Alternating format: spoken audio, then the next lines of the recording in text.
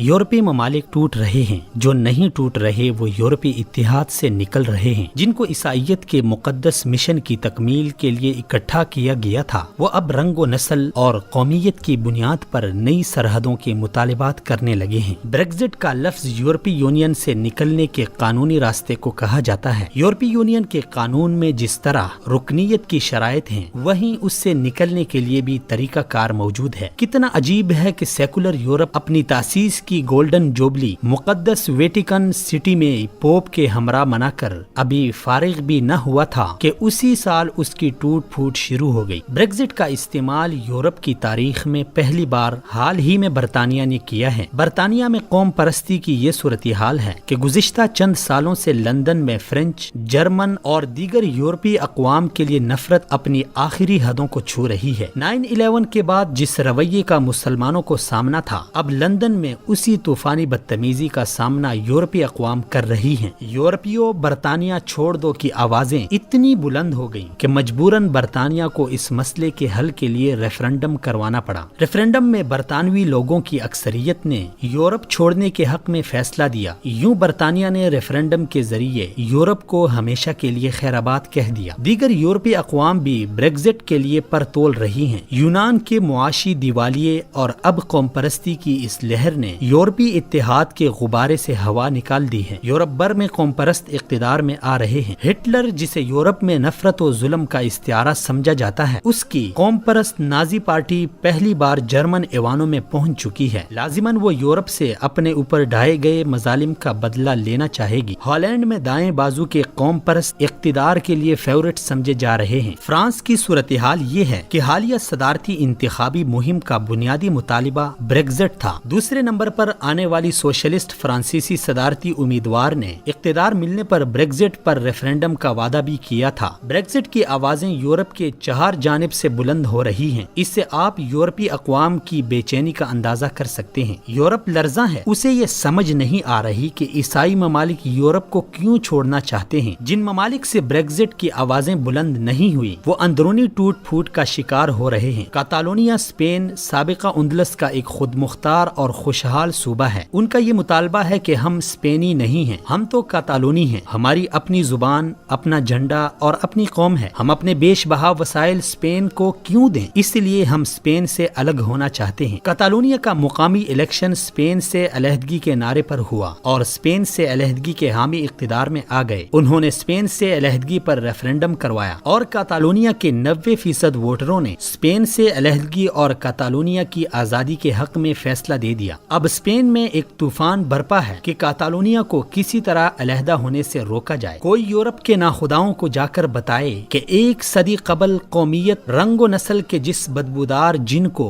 तुम मशरिक़ वुस्ता छोड़ आए थे, अब वो अपने घर यूरोप वापस लौट रहा है। वेलंदेजी, फ्रांसीसी, पुर्तगाली, यूनानी तो तुम थे। कौमियत तो यूरोप का असासा था। मुसलमान तो हमेशा से एक उम्मत थे और ये हकीकत है कि जल्द या बदेर हर चीज अपनी असल की तरफ लौटती है।